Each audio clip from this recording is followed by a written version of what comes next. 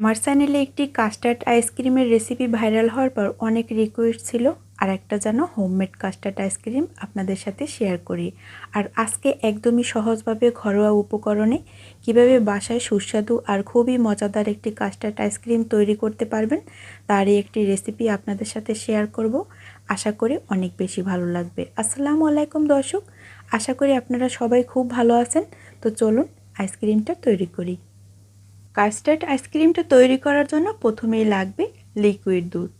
আপনি চাইলে গুঁড়ো দুধ মেল্ট করেও নিতে পারবেন, আবার চাইলে গরুর দুধ দিয়েও তৈরি করতে পারবেন।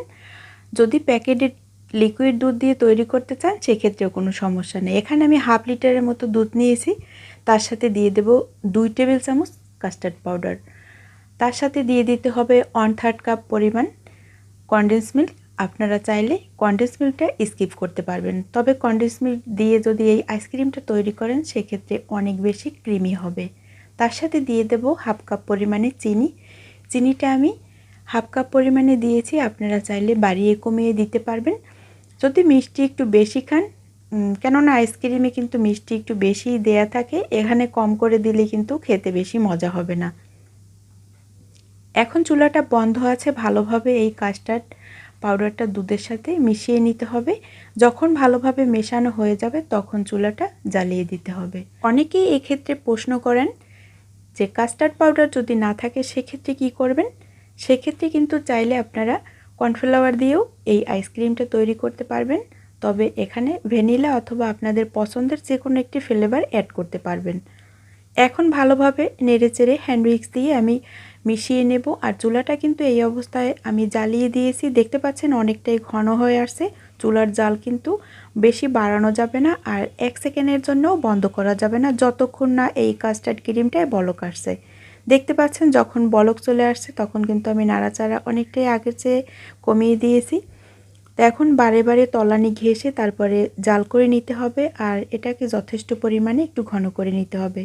এখন এখানে অ্যাড করব 2 টেবিল চামচ পরিমাণে গুঁড়া দুধ।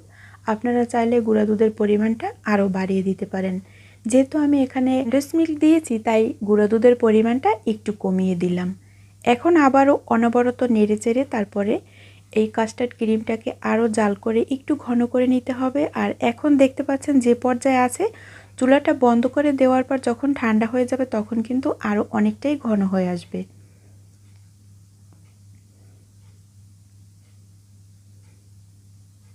আরও আমি 1 মিনিটের মতো জাল করে নিয়েছি, তারপরে চুলাটা অফ করে দিয়েছি। আর দেখতে পাচ্ছেন আমি চাচ্ছি না এখানে কোনো প্রকার সর পড়ুক, সেক্ষেত্রে দেখা যায় গোটা গোটা অথবা দলা দলা বেঁধে যায়। আর আপনাদের ঘনত্বটা দেখিয়ে দিচ্ছি কীরকম হয়েছে। এরপর কিন্তু আরও ঠান্ডা হয়ে গেলে এটা আরও থকথকে ঘন হয়ে যাবে। দেখতে পাচ্ছেন 15 থেকে 20 মিনিট পর এটা কতটা ঘন হয়ে গেছে। এখন কাস্টার্ড আইসক্রিম তৈরি করার জন্য একদমই রেডি। এইদিকে একটা ব্লেন্ডার জগ নিয়েছি, এর ভিতরে দিয়ে দিতে হবে এই কাস্টার্ড ক্রিমটা। তো 1 বাটি আরও হাফ বাটির মতো হয়েছিল, তো পুরোটাই এখন দিয়ে দেব। আপনি যদি এর থেকে বেশি তৈরি করেন, মানে হাফ লিটার গরুর দুধ দিয়ে আমি যতটুকু তৈরি করছি তার থেকে বেশি তৈরি করলে 2 বারে ব্লেন্ড করে নিতে হবে। একসাথে বেশি করে ব্লেন্ডার ভরে তারপর যদি ব্লেন্ডার করেন সেক্ষেত্রে কিন্তু ক্রিমি যে একটা টেক্সচার আসে ওটা কিন্তু আসবে না। এখন আমি ব্লেন্ড করে নিয়েছি, আর এইদিকে এরকম একটি প্লাস্টিকের মোল্ড নিয়েছি। আমি প্লাস্টিকের মোল্ডে আইসক্রিম তৈরি করতেই বেশি পছন্দ করি, কারণ এটা মোল্ড আউট করতে অনেক বেশি সুবিধা হয়। আপনারা চাইলে আপনাদের যে কোনো পছন্দের বাটিতে, স্টিলের বাটিতে অথবা যে কোনো পাত্রে বসাতে পারেন। এখন দিয়ে দেব কিছুটা পরিমাণে কাঠবাদাম আর পেস্তা, আর তার সাথে টুটি ফুটি একটু কুচি করে নিয়েছি। এখন এগুলো দিয়ে ডেকোরেশন করে নেব, এটা দেখতে অনেক বেশি ভালো লাগবে। আর আইসক্রিমটা যখন খাবো তখন কিন্তু অনেকটাই মানে দাঁতের নিচে যখন পড়বে তখন অনেক বেশি ভালো লাগবে। এখন আমার কাছে র্যাপিং পেপার ছিল না, তাই এরকম একটা পলি কেটে র্যাপিং করে নেব, তাহলে আর আইসক্রিম হবে না, আর দেখতেও অনেক বেশি ভালো লাগবে, খেতেও ভালো লাগবে, পাঞ্ছে লাগবে না। আমি ভিডিওতে যেভাবে দেখাচ্ছি ঠিক এইভাবে করে একটু র্যাপ করে দিবেন।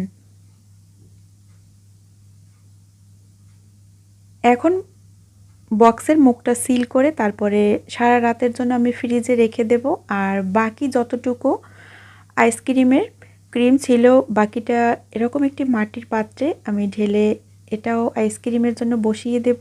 আর এটার উপরও কিছুটা পরিমাণে আমি বাদাম কুচি দিয়ে একটু ডেকোরেশন করে নেব, যাতে দেখতে অনেক বেশি কিউট লাগে। তো আমি সারা রাত পর ফিরে আসলাম।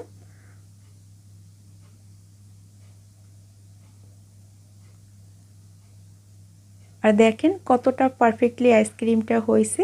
আমার দেখে তো অনেক ভালো লাগছে। বিশ্বাস করেন, এই আইসক্রিমটা একবার হলেও বাসায় তৈরি করে দেখবেন।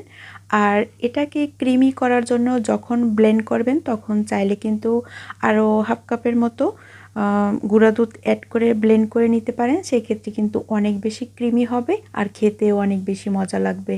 যেহেতু এখানে আমরা হুইপ ক্রিম ছাড়া তৈরি করছি, তাই গুঁড়া দুধের পরিমাণটা একটু বেশি দিয়ে আইসক্রিমটা তৈরি করলে সেক্ষেত্রে আইসক্রিমটা অনেক বেশি নরম হবে আর খেতেও অনেক বেশি ক্রিমি হবে আর মজাও হবে। তো আমি দুইভাবেই আপনাদের সাথে ডেকোরেশন করে দেখাচ্ছি। আপনাদের যেভাবে সুবিধা হয় ওইভাবেই খেতে পারবেন। আশা করি আজকের কাস্টার্ড আইসক্রিমটা অনেক বেশি ভালো লাগবে আর আপনাদের কাছে সহজও মনে হবে। আপনাদের কোনো প্রশ্ন থাকলে আমাকে করতে পারেন। তো দেখা হবে নতুন পর্বে, নতুন ভিডিওতে। আর আপনাদের কাছে রিকোয়েস্ট, যদি আমার ভিডিও এতটুকু ভালো লেগে থাকে প্লিজ এরকম মজার মজার আর সহজ রেসিপি পেতে আমার চ্যানেলটি সাবস্ক্রাইব করবেন আর লাইক কমেন্ট শেয়ার করে আমার পাশে থাকবেন। দেখা হবে পরবর্তী ভিডিওতে। আল্লাহ হাফেজ।